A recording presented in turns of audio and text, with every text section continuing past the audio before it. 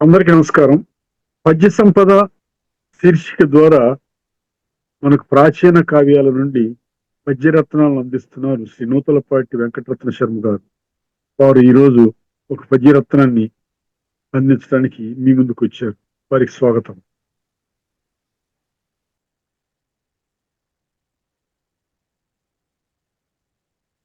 ఆకాశంబున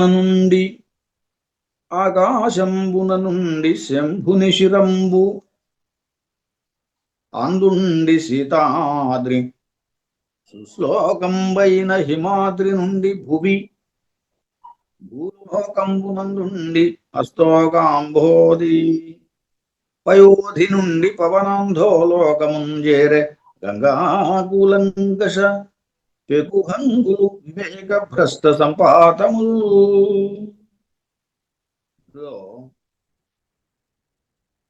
ఇది సుభాషితాలు భర్తృహరి రాసినటువంటి సుభాషితాల్లో నుంచి ఈ పద్యం. భర్తృహరి 100 పద్యాలు రాశారు, ఆయన సంస్కృతంలోనే రాశారు. దాన్ని ఏనుగు లక్ష్మణ కవి చాలా ప్రసిద్ధమైనటువంటి అనువాదం చేశారు. ఆ సుభాషితాలకి అనువాదం చాలా పేరు ఈ అనువాదానికి కూడా కలిగింది. భర్తృహరి సుభాషితాలకు ఎంత పేరు ఉన్నదో ఈ ఏనుగు లక్ష్మణ కవి రచించినటువంటి అనువాదానికి కూడా అంత పేరు వచ్చింది. చక్కని అనువాదం. అందులో ఈ పద్యం ఒకటి. ఇదేంటంటే ముక్తగాల్లాగా దేనికి దానికి ఉంటాయి. సరే, నీతి శృంగారం ఇలా ఉంటాయి దాంట్లో కూడా. ఇక్కడ ఈ పద్యం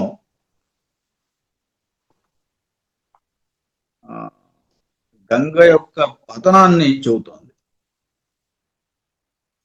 సాధారణంగా పతనం అంటే పడిపోవడం అని అర్థం.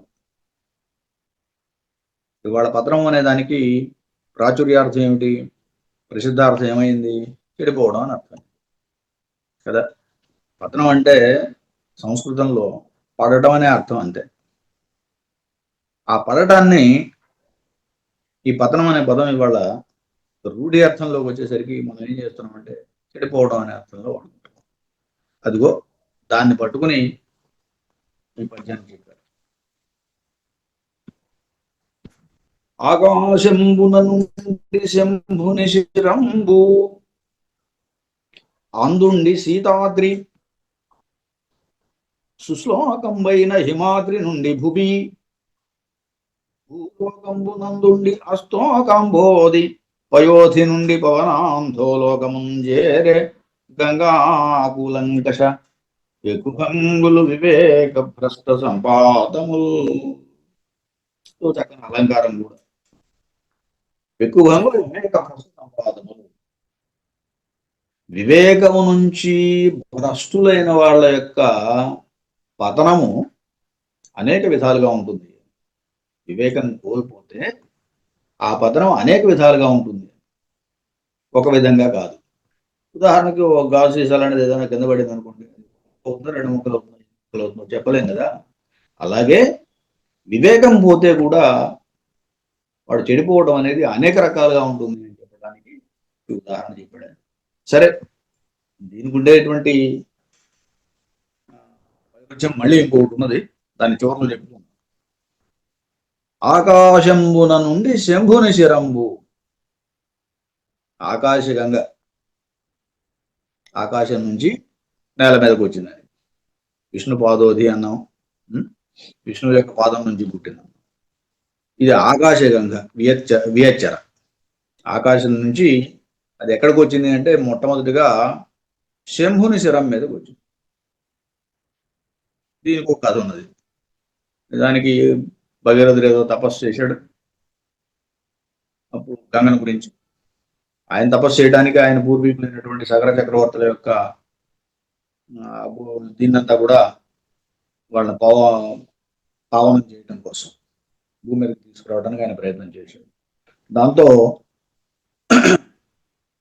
గంగ భూమి మీదకి వస్తే దాన్ని ఎవరు మోయాలి, ఏం చేయాలి అన్నప్పుడు మళ్ళీ ఆయనే శివుణ్ణి మెప్పించి, శివుని తపస్సు చేసి మెప్పించి శివుని శిరం మీదకి వచ్చేటట్టుగా చేశాడు. అది దానికి సంబంధించిన కథ. ఆకాశమున నుండి శంభుని శిరంబు, శివుని యొక్క శిరం మీదకి వచ్చింది మొదట. ఆ జటాజూటంలో ఆయన బంధించాడు. అందుండి సీతాద్రి, అక్కడి నుండి హిమాలయాల్లోకి వచ్చింది. సీతాద్రి మంచుకొండ. మంచుకొండ ఏమిటి? హిమాలయాల్లోకి వచ్చింది. సుశ్లోకంపైన హిమాద్రి నుండి భువి, అంత ప్రశస్తమైనటువంటి హిమాలయాల్లో నుంచి ఎక్కడి నుంచి వచ్చింది? భూమికి వచ్చింది. హిమాలయాల నుండి భూమి మీదకి వచ్చింది. భూలోకమునందుండి అస్తోక అంబోధి. అంబోధి అంటే సముద్రం, అనంతమైనటువంటి సముద్రం దాంట్లోకి వెళ్ళింది. నదీనాం సాగరో గతి అని కదా, నదులన్నీ చివరికి సముద్రంలోనే కలుస్తాయి. అలాగే ఇక్కడ గంగ కూడా సముద్రంలో కలిసింది. పయోధి నుండి పవనాంధోలోకము చేరే, అక్కడి నుంచి పాతాళానికి వెళ్ళింది, పాతాళ గంగ. సరే, ఈ క్రమంలో చాలా పేర్లు ఉన్నాయి. జాహ్నవి అన్నాము, లేకపోతే భాగీరథి అన్నాము, చాలా పేర్లు ఉన్నాయి. మందాకిని అన్నాము. ఎన్ని చెప్పినా అన్ని గంగకి మారు పేర్లు, ఇవన్నీ గంగాదేవి యొక్క పేరు, గంగా నదికి పేర్లు. పవనాంధోలోకము చేరే, పాతాళలోకంలోకి చేరే. గంగా కూలంకష అంటే నది, గంగా కూలంకష. ఇప్పుడు ఎక్కడ ఆకాశం నుంచి శంభుని శిరము అన్నాం, కైలాసంలో ఉంటాడని కదా. అక్కడి నుండి హిమాలయాల్లో కన్నా, హిమాలయాలు కూడా చాలా ఎత్తైనవి. అక్కడి నుంచి భూమి మీదకి వచ్చిందన్న, భూమి మీద నుంచి సముద్రంలో కలిసిందన్న, సముద్రం నుంచి పాతాళలోకానికి వెళ్ళింది. అంటే పైనుంచి కిందికి ఒక రకంగా గ్రాఫ్ తీసుకుంటే మీకు పైనుంచి కిందికి వచ్చినట్టు తెలిసిపోతుంది. ఇలా పైనుంచి కిందికి రావడాన్ని అధపతనం, కింద పడిపోవడం అని అంటాం సాధారణంగా. కింద పడిపోయాడు, పాతాళానికి వెళ్ళిపోయాడు అన్నట్టుగా. ఇప్పుడు గంగ అలా పైనుంచి కిందికి వచ్చింది కాబట్టి ఈయనేమంటున్నాడంటే ఒక్కసారిగా పడలేదు, పైగా ఒక్కసారిగా కిందికి పోవడం కూడా కాదు, అంచెలంచెలుగా అనేక అంచెలు. మొదటగా శంభుని శిరము, అక్కడ నుంచి 2 హిమాలయాలు, అక్కడ నుంచి భూమి, అక్కడ నుంచి సముద్రము, అక్కడ నుంచి పాతాళం. ఇన్ని రకాలుగా పై నుంచి కిందికి వెళ్ళి ఇది అధపాతాళానికి వెళ్ళింది కాబట్టి ఇదంతా కూడా అధపతనము, కిందికి పడిపోవడం అనేటువంటి భావంలో ఈ కవి చెప్పాడు. కాబట్టి పెక్కుభంగులు వివేక భ్రష్ట సంపాదములు, అనేక విధాలు వివేక భ్రష్టులైనటువంటి వాళ్ళు కింద పడిపోవడానికి కారణాలు అనేకము అని. అనేక విధాలుగా పడిపోతారని, కారణాలు కూడా కాదు, అనేక విధాలుగా పడిపోతారు అని, ఒక రకంగా చట్టం కాదనమాట అని ఈయన అర్థాంతర్న్యాసంలో చెప్పాడు. ఆ విశేషాన్ని సామాన్య అర్థంతో సమర్థించాడు కాబట్టి అర్థాంతర్న్యాస అలంకారం అవుతుంది. అలంకారమే, చక్కని అలంకారంలో చెప్పాడు. పోతే ఇక్కడ వచ్చిన మనకు ప్రధానమైన ప్రశ్న ఏమిటంటే గంగ వివేక భ్రష్ట ఎట్లా అయింది అని. ఎందుకంటే కవులు అత్యుత్సాహంతోనో లేకపోతే ఒక్కొక్క సందర్భంలో ఆ అతిశయంతో చెబుతూ ఉంటారు. ఆ ఉత్సాహంలో ఈయన వివేక భ్రష్ట అని చెప్పాడు అంతే. వివేక భ్రష్ట సంపాదన, గంగ వివేక భ్రష్ట ఎలా అని చెప్పడానికి మన దగ్గర ఏమైనా ఇది ఉన్నదా అంటే ఒకటి చెప్పొచ్చు. గంగ కూడా ఒక సందర్భంలో ఒక శాపం జరిగింది. ఆ శాపవశాత్తు భూమి మీదకి వచ్చింది. అది ఒక కథ, మళ్ళీ అది అష్టవసులకు సంబంధించినటువంటి కథ. ఆ రకంగా తన వివేకాన్ని కోల్పోయి భూమి మీదకి వచ్చింది అని చెప్పుకోవాలి.